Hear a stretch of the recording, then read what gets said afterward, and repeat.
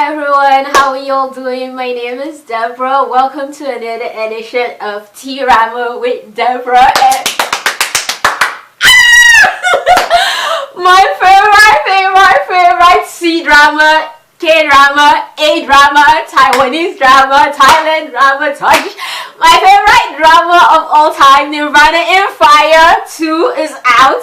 And I just literally watched the first episode. And I'm like, oh my freaking goodness, stop everything you're doing and make your first impression video right now. So I want to make my first impression video for the first episode before I watch the remaining episodes that have been uploaded. Right now, as at the time of making this review, there are 6 episodes out. But then I'll make a more thorough review later on. But I just want to give you my first thoughts of it all. So grab your teacups, grab your tea, your juice, whatever you want in your mug, and come along with me as we go on this journey.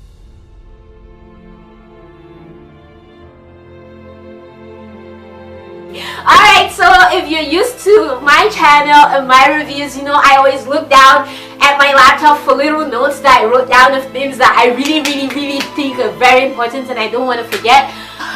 So today we're gonna be talking about Nirvana in Fire 2, starring Tong, Liya, Han, Liu Haoran, and a new actress who I'm not really familiar with, but she's called Zhang OST. And oh my gosh, okay, so I'm just, like I said, this is not to give you a summary of what it's about or anything like that, because I'm gonna do that in my real review. So this is basically a recap of episode 1 and just my thoughts of it all. Alright, so let's start from the very beginning. Before going into this drama, before going into Nirvana in Fire 2, I was so I was so excited, number 1 because of Liu Haoran, number 2 because of freaking Tong Liya. You have no idea how much I love that girl. She's one of my favorite C-drama actresses and all. So I was really excited, added to the fact that she's gonna be a fighter just like Princess Huang in season 1, for those of you who have watched season 1. So I was really excited about that. And Han, I was excited about him, but I know a lot of people weren't really excited about him because they were bothered about how his acting was gonna be, and that kind of rubbed off on me a little bit and started getting me worried about it. So I was keeping it up, saying, okay, let's wait for a few more episodes before I watch it when it comes out. And so the other day I was on a virtual voyage and I was reading the reviews of other people, and people were like, actually, Han, maybe because he doesn't have so many lines yet and it's mostly fighting that he's doing, but his acting is actually good. And the person they're concerned about is Liu Haoran. So I'm like, wait, what is this reverse? And it just kind of reminded me of the whole 10 Miles of Peach Blossom era and how everyone was scared of Zhao ruining it, but he made the drama. So I'm like, okay, now I can go watch it with peace and not be scared or anything. So I go into this drama and it's so good! At least the first episode, it brought back the feels and all. So first of all, let me give you a summary of this whole first episode, like a really brief summary of the first episode, and then tell you my thoughts on it and what I loved and all. Okay, so the first episode starts out at war, where Han Prince Pinzhang is at war fighting and waiting for reinforcements, but it seems like the reinforcements won't arrive, and he tells his men, don't give up, don't worry, no matter what, we're gonna fight to the last. And his assistant commander is worried because he is the Huang Prince Pinzhang is the heir to his father, the changlin manor, and also he's worried about him. He doesn't want him to die on the battlefield because he needs to go back home and take care of the manor and stuff. So we backtrack to 3 months earlier, where we see the court case and we see Prince Tinsheng. If you remember Prince Tinsheng, you remember that little boy that Prince Jingyan adopted, the other prince that he saved and all from being slaughtered. You remember him? Well, he is in this drama, which was really shocking because I didn't expect a crossover of some characters. I thought it was going to be totally different, but yeah, crossovers. And Prince Tinsheng is the father of Huang in this drama, Han Xiangmin and Liu Haoran's father. So Prince Tinsheng is talking to his brother, the king, that's Prince Jingyan's son, that's Wang Kai's son, and and he's telling him how they need to send reinforcements to the northern border to help. He doesn't trust the other country, that the other country is trying to go to war and all. And the other court officials are trying to say what he's saying is rubbish, and that the other country, the U county I believe, is not trying to go to war with them. But the king decides to listen to his brother and give him the military seal he needs to get the reinforcements to go help out in the northern border. And so when he gives him the military seal, he leaves to go help out. And then we find out how the court officials aren't too happy about this, because Prince Pinjing is such a huge influence in the court that once he says something, no matter what anyone else says, the king listens to him. The king will just turn a blind eye to everyone else and literally only listen to Pinjing and all. So they were mad about that and kind of discussing about that. And then we move on to Liu Haoran, the other brother, the other son of Pinjing, the second son, and the younger brother called Prince Pinjing. And so Prince Pinjing is at Lang Ya court as a disciple of Lin Chen. Do you remember Lin Chen? Lin Chen was Jin Dong's character from season 1, the one who was always playful, that made the pills for Li Shu Ye or Mei Chan Su, whatever you remember him as, Huge's character. Lin Chen was Jin Dong's character in season 1. So apparently he still survived and he's still alive. Hallelujah. I feel like him and Pinjing are the only ones that literally survived so far, as far as episode 1. But he is now in charge of Lang Ya court. He took over from his dad and he's now old and serious, but we find out that he sent Liu Haoran to go search for some things and as punishment for something that he said to him. In Liu Haoran's words, or in Prince Pinjing's words, was an advice that he gave him. And so he punished him by sending him into the river to go search for some things and all. But then once Ming comes, that's Prince Pinzhang, comes to Lin Chen, to Lang Ya court, to ask for answers regarding the war. And when he comes, he's given the answer he wants and he's shocked. He's like, wait, do you guys just give answers to everybody that wants answers? And so the first disciple of the court, the favorite student, the best student of the court, answers him and says, well, anybody that pays the price, we give an answer. So he goes back to, we see him going back to Lin Chen, and he asks Lin Chen like, why exactly are we helping him and all? Why are we giving him the answers and all? Like, why do we act so differently with him? But he doesn't know why, but obviously we who have watched season 1 know the real reason, due to the connection with Mei Chan Su and all that. Anyway, so he tells the disciple to call Liu Haoran to come meet his brother, and so Liu Haoran comes to meet his brother, and his brother tells him he needs to go back home because he never knows, if he goes to war he might not return. And immediately he says that he senses something is wrong somewhere, but he just brushes it off and tells his brother, dude, I believe in you, make sure you come back. Is this war going to be really bad?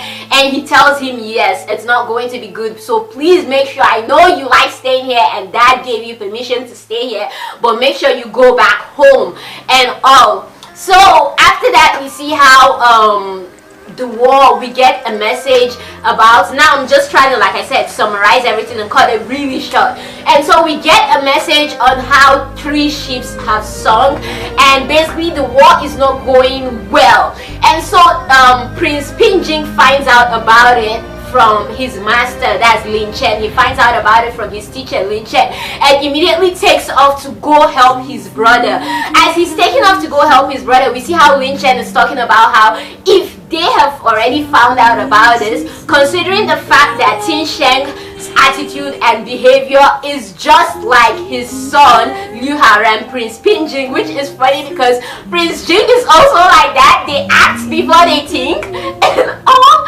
So he said if he has had Prince Pinjing has heard about it, then Pinjing has most likely already rushed to go help his son. And he's right. We see how Pinjing has already rushed to go help his son, and by the time he arrives, we see that Ming was shot with 2 arrows, one very close to his heart. And so he arrives, he gets a doctor who I'm suspecting is Lin Chen's daughter, but I'm not really sure as an episode 1 yet. I'm still waiting to observe and see. But a doctor comes, a female doctor, the next main character, the girl who is gonna be Liu Haoran's love interest, arrives and she comes to treat him. She's the daughter of this great doctor and all. So when she comes to treat him, at first Tin Shen stops her and says, look, it's not because you're a woman that I'm stopping you, but if we take the arrow out of his chest, considering how close it is to his heart, wouldn't that worsen the situation because it will make it go 2 inches deeper? And the girl says, whatever the situation is, 1, he's very lucky that it didn't touch his heart, and I don't think it's gonna be that disastrous. 2, we still need to take the arrow out regardless.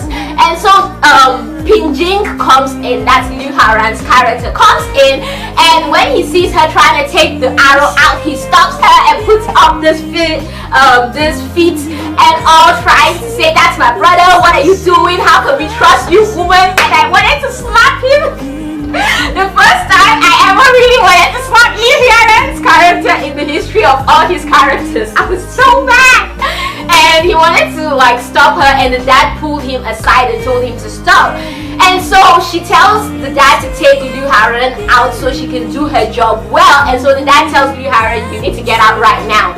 And so she successfully takes out both arrows, and Liu Haoran rushes to her and says, is my brother okay?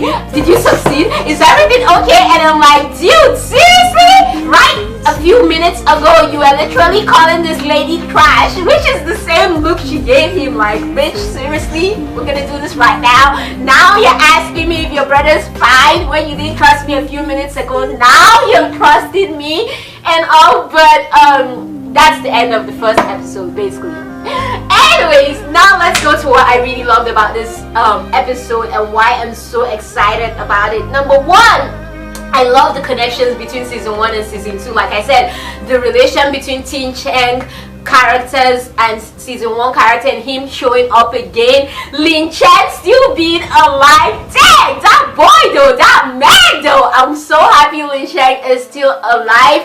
I know in the character, what's it called?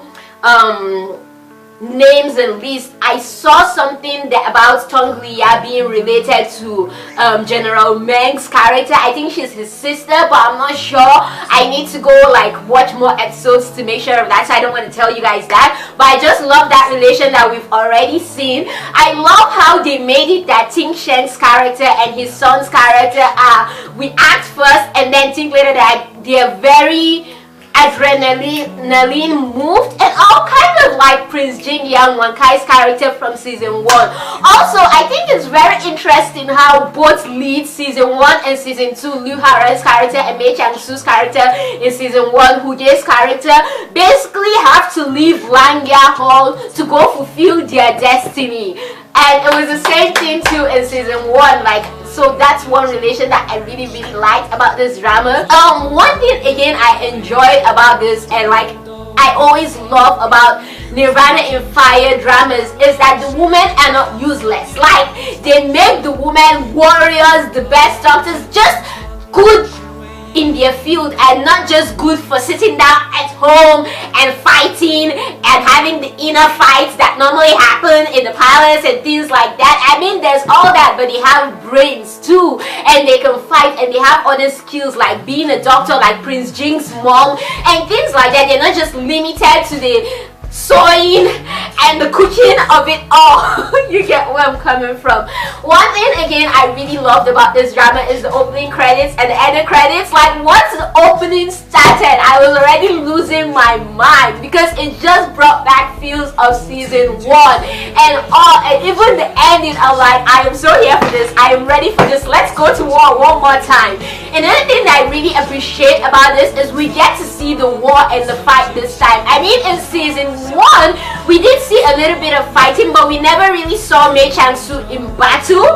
So I really appreciate that we get to see both Xiao Pinzhang and Xiao Pinjing this time at war, and also I'm really looking forward to that. I love the part that I've seen already with Lang Ya Bang2. And another thing that I really liked about this drama is the color palette. It stuck to the usual color palette that we're used to for Nirvana in Fire, so don't be worried, they're not gonna mess it up. It's the same team that did season 1 that are doing season 2. Obviously different actors and actresses, but I love that the palette was not too bright and it wasn't too dark either. It was just right, the middle ground, the right balance, not too showy and not too shallow, if that makes sense. It was just enough.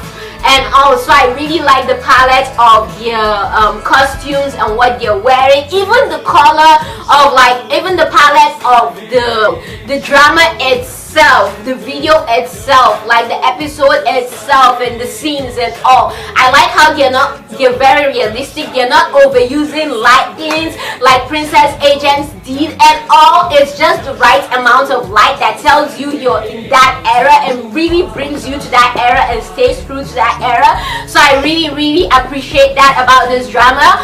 Another thing that I really like about this drama is that unlike popular opinions, so far in episode 1, Huang hasn't let me down with his acting. The only one that has actually made me cringe a little bit and I'm like, boy, you better get your acting in order, is actually haoran. In one scene, the scene where he holds his dad and he's talking trash about the female doctor girl and all, who's gonna be his love interest, and I'm like, oh my gosh, it's not even because of what he's saying, just the way he acted it just felt so unreal. And like, I know you're acting, kind of acting, you get where I'm coming from, where it's obvious that he's acting. That's what it felt like, and I'm like, please don't do this throughout this drama, because I know you're better than this. haoran, do not let me down. So hopefully my expectations for this drama right now, as at this first episode, are back to what I expected it to be. They're high. I hope they don't let me down. I hope everything works like it did with season 1. I'm here for the scheming of it all, the war of it all. I want there to be a perfect balance between the war and the manipulation schemings and the brain of it all. So I'm looking forward to that. And the romance, let's get a little bit more romance in this, because in season 1 we didn't get that much romance, and even if we don't, I won't complain. What made Nirvana in Fire good was the brains of it all, not the romance. The romance was good, but it was mainly the bromance that was the main thing for us in season 1. So I'm looking forward to the bromance in season 2, and hopefully we can get some awesome sistermans between Tong Liya's character and haoran's girl in this season 2 also. But yeah, I am really excited about this. I can't wait for Tong Liya to show up. I can't wait to see what's gonna happen. I know sadness is already gonna lock in, so I'm already preparing my mind for that. I was so scared Huang Xiaomin's character was gonna die in episode 1, and I wasn't really gonna feel as much as I would like to feel, because I wasn't as emotionally attached to him. But I don't think he's gonna die anytime soon. Maybe in a few half episodes, but not now. So I'm really thankful for that. But whatever happens, I do think that I do have, like, my hope is renewed, and I just hope they don't mess it up for me. Like, do not mess this up, okay? You guys created Nirvana in 1. Do not mess the 2 up, because from the looks of it, I can definitely see them making a 3. But we haven't gotten to the end yet. We're just in episode 1, like I said. So let me know what you all think about it in the comments down below. What are your thoughts right now? Did you enjoy it? Did it get your blood boiling and excited to see what's to come? Let me know what you all thought about it in the comments down below. Did you also notice the relations like I did between people? Were you excited about that? Who else are you hoping to see from season 1 that has grown up or is better now or something like that? Let me know in the comments down below. Don't forget to give this video a like. Don't forget to share. Don't forget to subscribe so you can see my real review when the other episodes and we really get into the nitty-gritty and all of the drama. So yep, till next time, keep being the awesome beautiful people you are. From me to you all, you know I've got nothing but love for you all. Stay awesome.